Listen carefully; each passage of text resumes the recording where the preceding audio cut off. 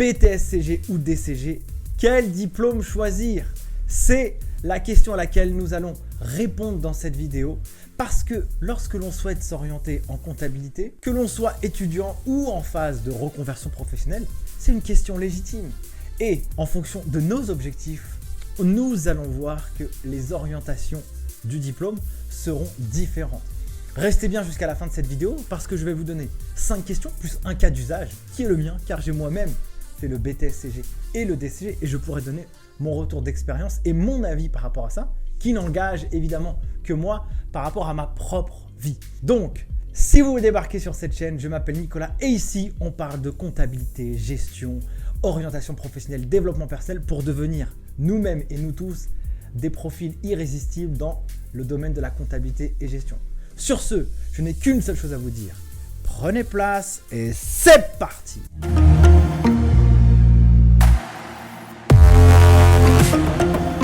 Alors évidemment, avant de commencer le traditionnel, explosez la barre des likes si vous souhaitez ce genre de contenu.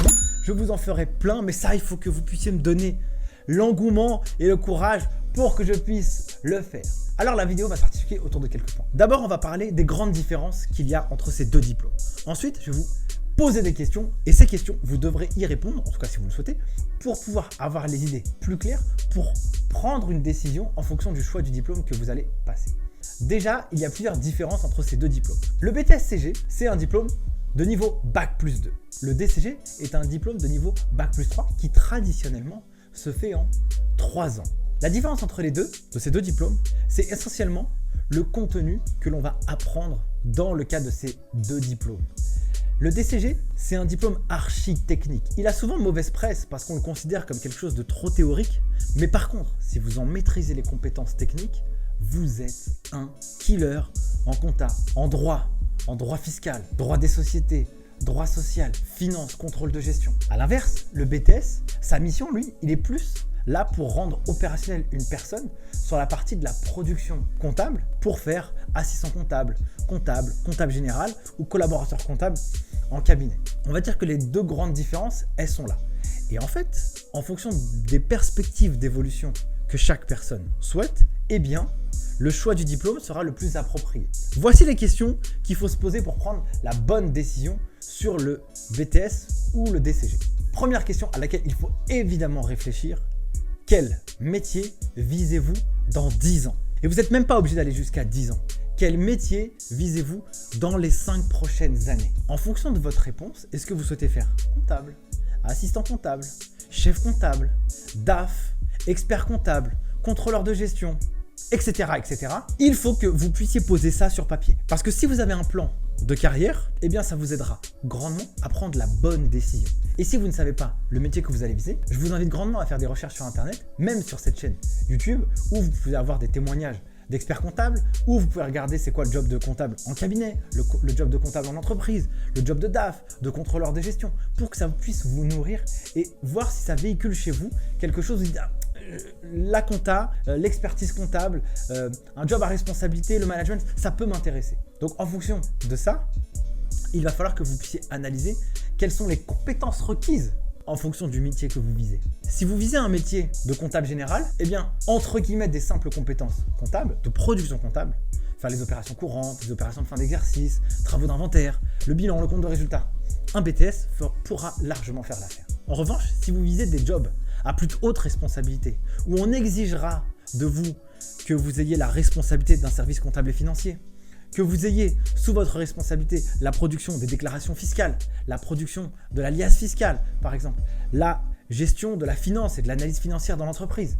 Vraisemblablement, ce qui sera le plus adapté sera un DCG. Donc, en fonction de vos objectifs à vous, le diplôme ne sera pas le même. Le BTS, c'est plus un diplôme technique qui donne de l'opérationnel sur la partie compta. Si ça, c'est votre objectif, alors c'est OK. En revanche, si vous souhaitez plus évoluer ou devenir expert comptable, le DCG peut être une meilleure solution parce que vous apprendrez des choses à l'intérieur qui seront différentes dans votre perspective d'évolution. Et moi, ce que j'invite toujours à faire aux étudiants, parce que pour ceux qui ne me connaissent pas, j'ai créé une plateforme en ligne qui prépare les étudiants à faire le DCG à distance. Et depuis 2019, on a accompagné 3000 étudiants sur la plateforme.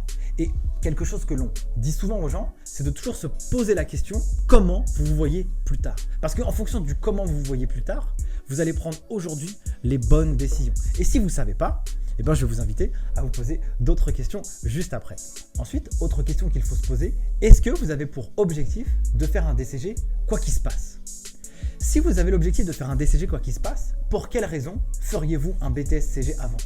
Pour vous sécuriser? Pour vous dire qu'au moins, si vous arrêtez, vous avez un BTS comptabilité et gestion? Ça peut être louable comme réflexion. Mais dans ce cas-là, vous êtes en train de vous parasiter dans votre cerveau, en train de vous dire, je vais viser le plus bas au cas où j'échoue. C'est pas grave d'échouer. Vous allez voir après la question à laquelle il faut répondre. Mais en tout cas, si vous avez pour objectif de faire le DCG, mais que vous dites par sécurité, je fais le BTS, je ne sais pas si c'est la meilleure des solutions et je vous donnerai évidemment mon point de vue à la fin de cette vidéo. Mais en gros, si vous souhaitez avoir le DCG et que vous passez par un BTS, ça va vous faire quoi? 2 ans de BTS et 2 ans de DCG. Donc pour avoir une licence, vous allez mettre 4 ans. En revanche, si vous allez directement vers un DCG, eh bien vous passez ça en 3 ans. Donc déjà, avec la vision, je fais quand même, je vais faire le DCG, eh bien, vous allez gagner une année dans votre cursus scolaire, ce qui n'est pas rien parce que vous pourriez faire quelque chose d'autre qui serait utile dans votre développement personnel ou dans vos objectifs de carrière. Autre question à laquelle il faut répondre, est-ce que vous avez envie de poursuivre vos études sur un niveau master? Donc, si vous avez envie de poursuivre sur un niveau master et que vous passez directement par le BTS-CG, qu'est-ce qu'il va falloir faire? Il va falloir obtenir une licence. Alors parfois, on a la chance sur des licences, on peut aller directement en 3e année lorsqu'on a un BTS-CG. Mais parfois non, on rentre en 2e année lorsqu'on a un BTS-CG. Si en revanche vous passez par le DCG directement, et bien après vous pouvez aller vers la voie royale sur le Master CCA ou le DSCG par exemple. Autre question à laquelle il faut répondre, est-ce que vous avez peur de l'échec? Pourquoi je vous pose cette question? Parce que souvent les étudiants qui font le BTS avant de faire le DCG, c'est qu'ils ont peur d'échouer au DCG. Est-ce que c'est grave d'échouer? Est-ce que c'est un vrai problème? J'ai vu sur la plateforme en ligne, les Geeks des chiffres, un nombre incalculable d'étudiants qui arrivent à trouver un job dans les services comptables et financiers, que ce soit en entreprise ou en cabinet, sans même avoir validé la totalité de leur DCG. DCG en cours, ils arrivent à trouver du job. Si vous allez en DCG et que vous ratez par exemple une UE de la première année, est-ce que c'est grave? Vous pouvez la repasser l'année suivante. Si vous ratez en 3e année une UE qui vous empêche de valider la totalité de vos diplômes, est-ce que c'est grave? Eh bien, vous pouvez repasser l'UE l'année suivante. Ça ne vous bloquera pas dans votre expérience professionnelle. Ça vous bloquera certainement pour passer et pour poursuivre vos études. Mais si vous avez peur de l'échec, c'est quand même intéressant de se poser la question. Si vous, dans votre intimité personnelle, vous avez besoin de vous rassurer et que c'est important pour vous aider à avancer petit à petit dans votre carrière professionnelle et que ça puisse vous donner confiance. Le BTS-CG peut être une très bonne solution parce que si vous allez en DCG et que vous échouez et que ça vous mine, eh bien peut-être que la solution du BTS-CG serait mieux pour vous parce que c'est quand même un peu plus simple à obtenir puisque le niveau technique est moins important et ça pourra vous donner le pied à l'étrier pour poursuivre après si besoin. Mais en revanche, si vous n'avez pas peur d'échouer et que l'échec pour vous, vous prenez ça comme une partie normale de la vie, parce que moi en tout cas c'est ce que je pense, eh bien rien ne vous empêche d'aller directement en DCG. Maintenant, dernier point, je vais vous donner mon avis personnel et mon expérience personnelle. À titre perso, lorsque j'ai fait le BTS-CG, alors c'était en 2006, 2007, donc ça remonte déjà à quelques années. Au moment où je fais cette vidéo, on est en 2021. Je ne suis pas allé en DCG, à l'époque c'était même DPECF, c'était DPECF, donc c'était encore la dernière version. Parce que déjà j'avais une méconnaissance de ce cursus, première partie. Deuxième partie, c'était quelque chose qui paraissait inaccessible parce qu'on montrait le DPECF ou maintenant le DCG comme quelque chose d'extraordinaire alors que c'est un diplôme, excusez-moi du terme, mais comme un autre, il faut juste savoir bien l'appréhender pour pouvoir le réussir, mais tout le monde est capable de réussir. Tout le monde est capable de réussir. Donc je suis allé en BTS-CG parce que le DPECF, j'en avais pas suffisamment la connaissance, parce que c'était vu comme quelque chose d'élitiste et donc j'avais pas la possibilité de y aller même psychologiquement et même de toute façon au niveau de mes résultats ça marchait pas de toutes les manières. Et donc je suis parti en BTS-CG et l'avantage que moi je croyais, c'est que si je m'arrête, eh ben, au moins je suis tranquille, j'ai mon BTS. Mais qu'est-ce que j'ai fait à la fin du BTS? Eh ben, je suis allé en DCG quand même. Donc je suis rentré en 2e année de DCG. Donc j'ai validé mon BTS, c'était top, donc ça m'a donné un bac+2. Une fois que j'ai validé mon BTS, je suis allé en DCG. Et en DCG, qu'est-ce que j'ai fait? Eh ben, j'ai fait la 2e année à l'école, en cursus initial, traditionnel dans un lycée. J'ai obtenu des notes qui me permettaient sur la 3e année de n'avoir que 7 sur 20 aux 3 dernières épreuves que j'allais passer. Et donc en fait, si j'avais su à l'époque que le BTS m'aurait fait perdre du temps et que j'étais capable d'encaisser le DCG parce que j'étais capable, mais je ne le savais pas. Mais si j'avais la confiance en moi que j'étais capable et qu'on m'avait donné la méthode, que c'était possible d'avoir ce diplôme et qu'on ne créait pas quelque chose, une espèce de barrière mentale en montrant qu'il n'y a que les gens brillants qui vont dedans, eh bien j'y serais allé directement. Et vous savez quoi? Eh bien j'aurais fait l'année 1, j'aurais fait l'année 2 et l'année 2, étant donné que j'avais eu des bons résultats, eh bien j'aurais pu valider aussi les UE de l'année 3 en même temps que l'année 2. Et en fait, si j'avais su, j'aurais pu valider mon DCG en seulement 2 ans.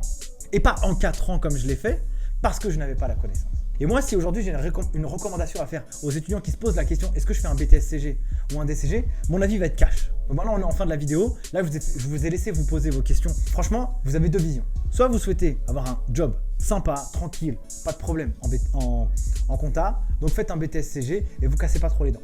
Par contre, si vous voulez évoluer dans votre carrière, le DCG, pour moi, reste quelque chose d'important. Et je vais vous expliquer une chose. Moi, ça fait depuis 2014, je suis entrepreneur et entrepreneur dans la formation.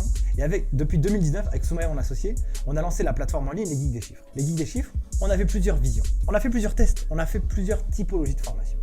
Des formations pour des gens en comptabilité qui veulent juste avoir les compétences.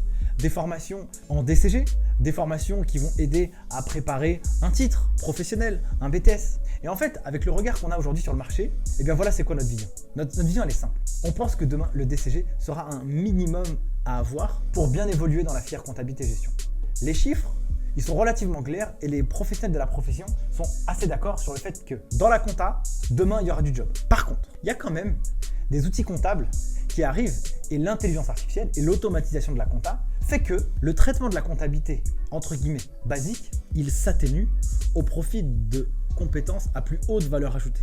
Et je vais vous donner un exemple archi concret qui sera le suivant. À titre personnel, je suis entrepreneur. Et en tant qu'entrepreneur, qu'est-ce qu'on fait? On sous-traite une partie de la comptabilité de la boîte à un cabinet d'expertise comptable. Et vous savez quoi? Eh bien, aujourd'hui, comment est gérée la comptabilité en interne? Eh bien, on utilise un outil que j'ai préalablement paramétré. Et cet outil préalablement paramétré, qu'est-ce qu'il fait? Il va chercher les factures dans les adresses mail, dans les boîtes mail. Il va chercher les factures directement dans les espaces personnels du fournisseur. Il va chercher les factures un peu partout. Et en fonction de la reconnaissance de la facture que l'outil fait, eh bien, il va aller préenregistrer les écritures comptables.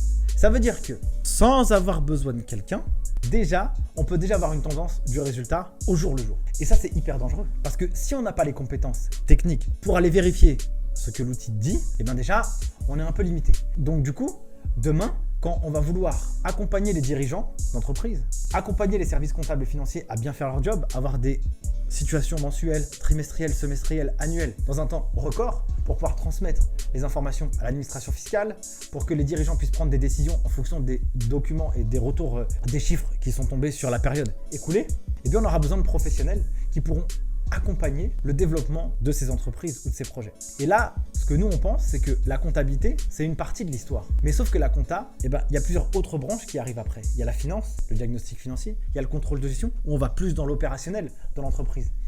On va aussi dans la partie juridique, parce qu'en fonction des choix juridiques que l'entreprise va prendre, est-ce qu'elle va créer une SARL, une SAS, une SASU, une SA, une SCI, en fonction du choix juridique, il y aura un impact fiscal qui sera différent aussi. Et cet impact fiscal, est-ce qu'on sera soumis à l'impôt sur les sociétés, à l'impôt sur le revenu? Quelles seront les taxes fiscales que l'entreprise devra payer? Tout ça, le DCG traite ces parties-là. Tout ça, le DCG, quand bien même il a cette étiquette d'un peu théorique, sur les compétences techniques, lorsque l'on prend de la hauteur et qu'on étudie le DCG de la bonne manière, on peut faire un malheur. Les titulaires du DCG sont des bébés experts comptables. Et donc les bébés experts comptables, si on a toutes les connaissances du DCG, déjà, on peut être capable de gérer les comptabilités, la fiscalité des entreprises. Alors évidemment, ça demande de la pratique. C'est pas comme ça vous sortez du diplôme et vous savez tout et vous allez y arriver. Non, évidemment, on pratique avec le temps.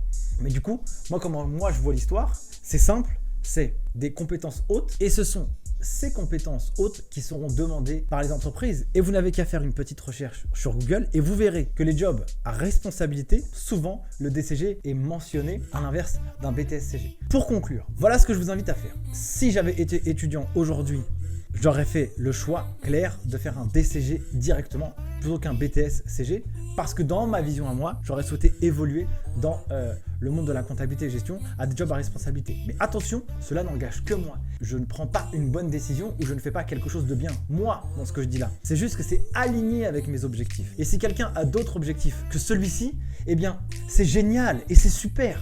Et il faut suivre sa propre vie et pas la vie des autres. Si vous souhaitez évoluer, alors mettez toutes les chances de votre côté et allez le plus vite possible si ça c'est ok pour vous. Si vous souhaitez évoluer mais que vous souhaitez prendre votre temps et que vous avez peur d'échouer, des petites erreurs de parcours, etc. et que vous avez besoin de vous rassurer, eh ben c'est ok. Si vous souhaitez faire un job entre guillemets, en comptabilité et gestion, qui soit pas trop stressant, qui vous satisfait, où vous faites vos horaires de travail, où vous pouvez vous occuper de votre famille, de vos enfants et avoir une vie personnelle plus équilibrée parce que vous aurez moins de charges de travail, eh ben c'est ok. Le principal étant de choisir la voie qui répondra à votre besoin et à vos objectifs de carrière, pas aux objectifs de carrière des autres et à l'image que l'on peut renvoyer sur le monde. En fait, l'idée c'est faites ce qui vous est le plus juste et le meilleur pour vous. Quand bien même on vous raconte des choses, il faut suivre votre propre cœur et votre propre intuition. Voilà pour cette vidéo, j'espère que ça vous a été utile, j'espère que ça a pu vous éclairer sur le choix à prendre entre tel ou tel diplôme. N'hésitez pas à écrire des commentaires en bas si vous avez des questions, on se fera un plaisir d'y répondre. Et moi je n'ai qu'une seule chose à vous dire, ciao!